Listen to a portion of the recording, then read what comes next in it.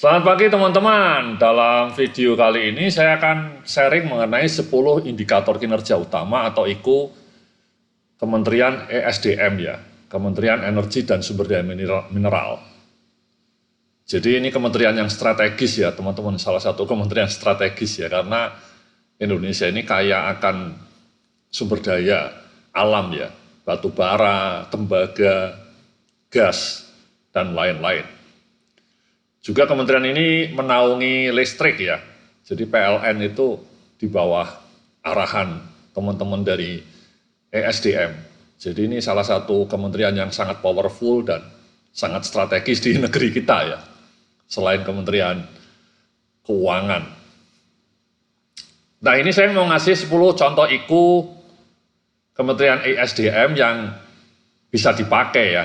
Saya ngasih contoh IKU-nya dan targetnya juga, dan cara ngukurnya ya, sehingga nanti IKU ini bisa dipakai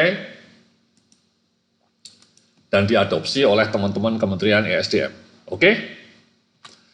Sebelumnya kenalan dulu sebentar ya, nama saya Yodian Reksa, saya seorang konsultan manajemen SDM, saya pernah sekolah di Amerika, dan yang paling terakhir itu yang paling penting ya teman-teman ya. Jadi kalau kantor atau lembaga Anda butuh narasumber atau konsultan IKU atau penyusunan Renstra, RJPM, silakan hubungi saya ya.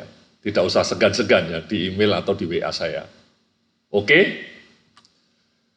Materi ini juga bisa Anda download secara gratis ya, tabel IKU-nya ya. Ada di link deskripsi video ini. Anda bisa download. Di dalamnya Anda bisa dapat IKU dan target IKU untuk banyak lembaga kementerian ya, dan juga untuk gubernur wali kota. Anda juga bisa lihat video saya ya, saya punya channel YouTube, ini channel YouTube saya, Anda bisa subscribe. Kalau Anda lihat tuh banyak video mengenai KPI sama IKU, baik di lembaga pemerintahan ataupun perusahaan swasta. Oke? Nah mari kita mulai ya teman-teman ya, jadi ini 10 IKU yang lazim digunakan oleh ESDM ya, di luar negeri ya. Di luar negeri Kementerian ESDM juga ada kan, di Jepang, di Cina itu ada Kementerian Listrik dan Energi itu ada. Nah IKU-nya mereka mirip seperti ini teman-teman. Ya jadi yang pertama mari coba kita lihat itu IKU-nya rasio elektrifikasi nasional. Ya jadi seberapa persen penduduk Indonesia punya listrik ya, akses listrik itu masih banyak yang di daerah-daerah terpencil belum punya listrik. Targetnya kalau bisa 99% ya teman-teman ya. Sekarang mungkin angkanya sudah mendekati ya, masih 90% mungkin. Jadi targetnya 99%. Ya cara mengukurnya ya dilihat persentase rumah tangga yang sudah punya listrik. Oke. Nah yang kedua sangat penting juga ini, energi baru terbarukan dalam bauran energi ya. Jadi energi listrik kita ini teman-teman, Anda tiap hari pakai listrik kan, ngecas HP Anda, kalau nggak ada listrik ya kolaps. Laptop, pakai lift, pakai mobil listrik, atau laptop Anda, rumah Anda pakai lampu, itu semua energinya pakai pembangkit listriknya di Indonesia itu 60% pakai batu bara teman-teman. Batu bara itu kurang ramah terhadap lingkungan ya, tidak ramah terhadap lingkungan ya. Kalau bisa tenaga air. Nah di Indonesia pembangkit listrik tenaga energi terbarukan itu sumbernya dari air, geotermal, sama matahari. Ya tapi paling banyak masih air ya. Nah itu kalau tidak salah kontribusi yang terbarukan itu masih di bawah 10% ya. Mungkin around 10-an%. Nah targetnya kalau bisa seperempatnya dari energi terbarukan. Bisa dari geotermal Indonesia itu terbesar di dunia ya. Panas bumi, atau bisa dari air, sungai. Atau sekarang yang lagi happening dari matahari ya, solar panel. Di Cina itu makin agresif, mereka bangun pembangkit listrik dari tenaga matahari. Ya jadi nomor 2 ini berkaitan dengan listrik ya teman-teman ya. 1 dan 2 ini dengan listrik ya. Nah kalau yang ketiga ini pasokan BBM ya sama gas ya. BBM, Pertamax, Pertalite, solar, dan juga gas melon itu jangan sampai hilang di pasaran ya, itu bahaya sekali kalau BBM langka atau gas langka itu bisa rusuh ya. Jadi kalau bisa stok amannya 21 sampai 30 hari ya teman-teman ya. Kemudian nomor 4 ini sangat penting ya, produksi migas kita punya banyak minyak, ladang minyak sama ladang gas dijadiin satu. Itu targetnya kalau bisa 1 juta ya. 1 juta setara ya barel. Baik gas ataupun minyak dihitung dalam ukuran BOEPD ya. Sekarang kalau tidak salah masih sekitar 800-an ribu ya. 900 ribu gitu ya. Kalau bisa di atas 1 juta. Jadi tidak lagi impor minyak, tidak lagi impor gas. Kemudian nomor 5 ini penting sekali ya, batu bara Indonesia ini terbesar di dunia, salah satu pemasok batu bara di dunia ini paling banyak Indonesia. Jadi DMO itu Domestic Market Obligation ya, jadi Adaro, Bumi Resources yang punya batu bara itu wajib sebelum ekspor memenuhi kebutuhan listrik PLN dulu, terutama PLN ya. Konsumen batu bara terbesar di Indonesia ya PLN. Jadi 100% DMO terpenuhi, ya. Kemudian nomor 6 ini juga sangat penting, penerimaan negara bukan pajak dari ISDM ya, baik royalti. Jadi perusahaan-perusahaan batu bara itu bayarnya ke negara 2 itu teman-teman. Yang pertama dari pajaknya mahal juga, sudah dikena pajak, PPh-nya ya Adaro bayar PPh itu sangat tinggi ya. Selain itu mereka juga kena royalti, jadi perusahaan batu bara, perusahaan minyak itu selain nyetor pajak, wajib mereka juga nyetor royalti. Jadi double, setoran ke negaranya itu double. Jadi perusahaan batu bara itu sebenarnya kasarnya 50% keuntungannya dibagi ke pemerintah. Baik dalam bentuk pajak ataupun royalti ya. Jadi kalau misalnya Adaro punya keuntungan gross 10 triliun, itu 5 triliunnya dikasih pemerintah teman-teman. Itulah kenapa kalau harga batu bara lagi booming itu pendapatan pajaknya sangat bagus.